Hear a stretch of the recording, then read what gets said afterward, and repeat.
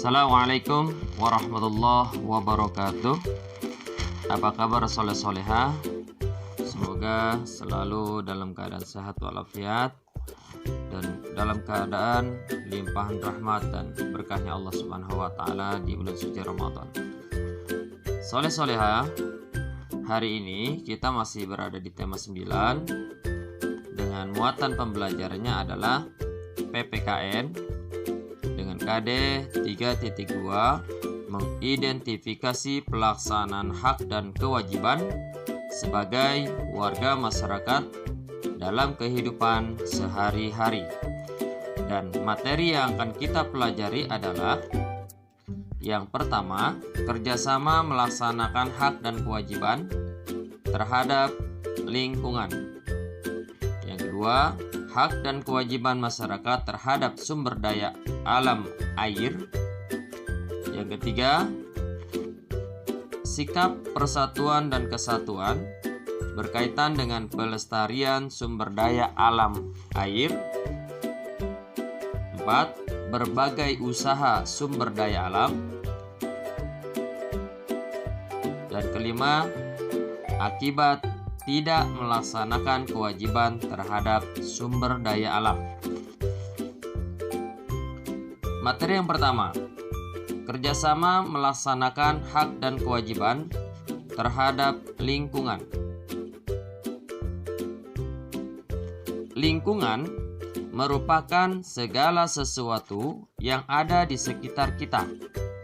Kita perlu melaksanakan kewajiban dan menggunakan hak terhadap lingkungan secara seimbang supaya tetap lestari.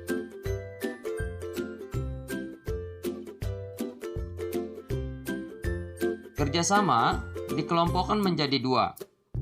Yang pertama, kerjasama antar warga. Kerjasama ini dapat meliputi kerja bakti membersihkan lingkungan, mengelola sampah bersama, melakukan 4R, replace, reduce, reuse, dan recycle. Kemudian melakukan reboisasi, kemudian menyediakan tempat sampah secara terpisah, menata taman di lingkungan sekolah. Ini merupakan kerjasama antar warga masyarakat. Lalu yang kedua adalah kerjasama warga masyarakat dengan pemerintah. Apa saja yang bisa dilakukan? Yang pertama, membuat peraturan tentang pentingnya menjaga kelestarian lingkungan dan sumber daya alam. Kemudian, memberi sanksi tegas jika ada yang melanggar aturan. Memberi penyuluhan kepada warga tentang peduli lingkungan. Dan memberi penghargaan kepada masyarakat yang telah peduli terhadap lingkungan. Soleh-soleha, kemudian apa saja manfaatnya? Yang pertama, kita dapat menikmati keindahan lingkungan yang sejuk dan bersih. Kemudian, lingkungannya sebagai sarana berolahraga yang menyehatkan. Kemudian, dapat memanfaatkan sumber daya alam yang ada di lingkungan sekitar. Dan hidup kita terasa sehat dan nyaman. Materi yang kedua adalah hak dan kewajiban masyarakat terhadap sumber daya alam air. Air merupakan salah satu contoh sumber energi alternatif.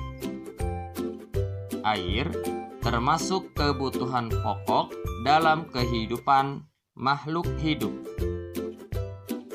Untuk itu, kita wajib menggunakan hak dan melaksanakan kewajiban secara seimbang terhadap sumber daya alam air.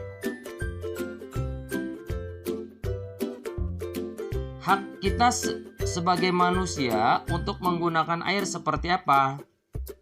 Pertama, mengkonsumsi air bersih. Ini hak kita. Kemudian, menggunakan air untuk mandi dan mencuci pakaian. Menggunakan air untuk membersihkan rumah serta kendaraan. Mendapatkan air yang bersih dan sehat. Mendapatkan air untuk irigasi pertanian. Kemudian, mendapatkan air untuk penelitian. Jadi, air pun dapat digunakan sebagai bahan penelitian. Ini adalah hak yang akan kita dapatkan dari air yang kita kelola. Lalu, apa saja kewajibannya? Nah, kewajiban kita menjaga kelestarian air. Yang pertama, menggunakan air secara hemat. Mematikan keran air saat tidak dipakai, tidak merusak sumber air, tidak membuang limbah ke selokan atau laut, tidak menebang pohon hingga merusak kelestarian sumber daya air, dan membuat biopori untuk resapan air ke dalam tanah.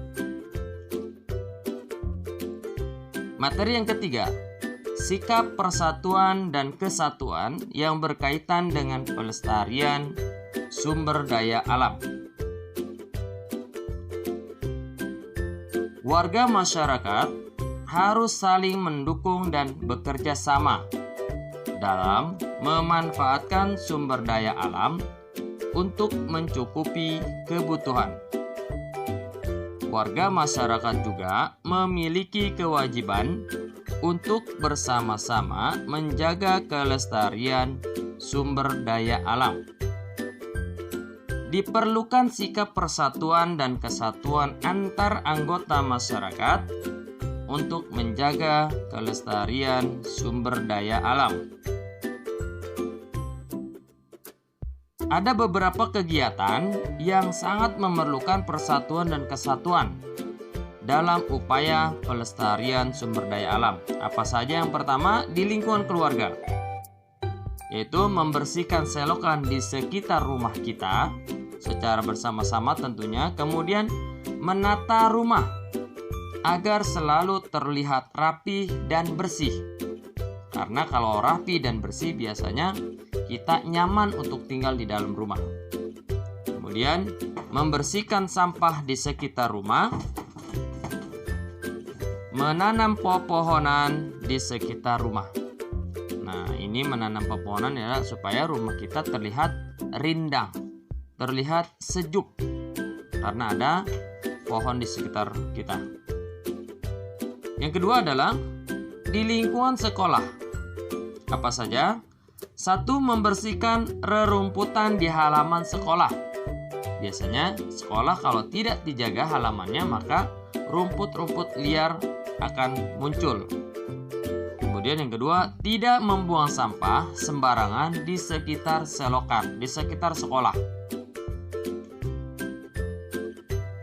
Ketiga, merawat sarana dan prasarana sekolah. Ada lapangan bola, lapangan panahan, kemudian ada basket, dan sarana olahraga lain yang ada di sekolah harus kita jaga. Kemudian yang keempat, menanam bibit pohon di lingkungan sekolah. Ini pun adalah bagian dari merawat dan menjaga persatuan dan kesatuan dengan menjaga lingkungan supaya tetap nyaman. Kemudian yang ketiga, di lingkungan masyarakat. Apa saja? 1. Membersihkan sampah di lingkungan. Kemudian menanam pepohonan di pinggir jalan kampung agar terlihat sepanjang jalan itu agar terlihat hijau dan rimbun. Jalan ketika kita berjalan pun terasa sejuk dan nyaman. Kemudian menyediakan tempat sampah di depan setiap rumah. Jadi setiap rumah diusahakan punya tong sampah yang masing-masing. Kemudian membersihkan sungai dari sampah. Kemudian membuat taman di lingkungan perkampungan.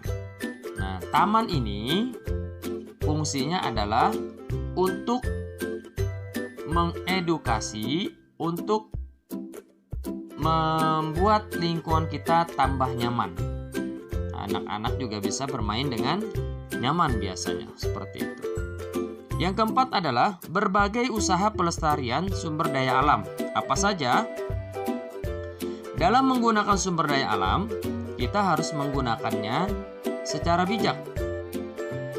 Tujuannya adalah supaya keberadaan sumber daya alam bisa dimanfaatkan orang lain, bahkan generasi berikutnya. Ada beberapa perilaku untuk melestarikan sumber daya alam. Yang pertama, mendaur ulang sampah plastik menjadi barang-barang yang bermanfaat. Kemudian, menanam bibit pohon di tanah yang kosong. Kemudian, menangkap ikan menggunakan jaring. Kalau menggunakan bom, menggunakan pukat harimau dan lain sebagainya, atau memakai racun, nah ini yang tidak boleh.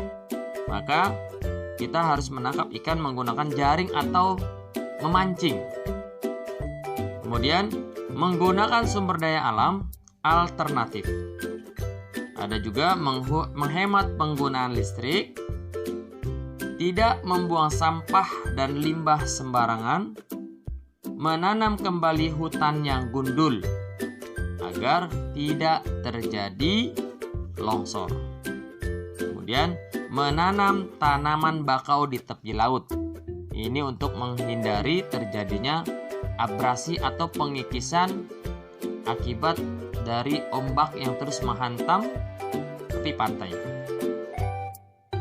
Yang kelima, akibat tidak melaksanakan kewajiban terhadap sumber daya alam. Kita harus melakukan kewajiban dimanapun kita berada. Jika tidak, maka akan merugikan diri sendiri, orang lain, dan tentunya lingkungan sekitar. Nah, ini ada beberapa contoh perilaku merugikan dan usaha penanggulangannya.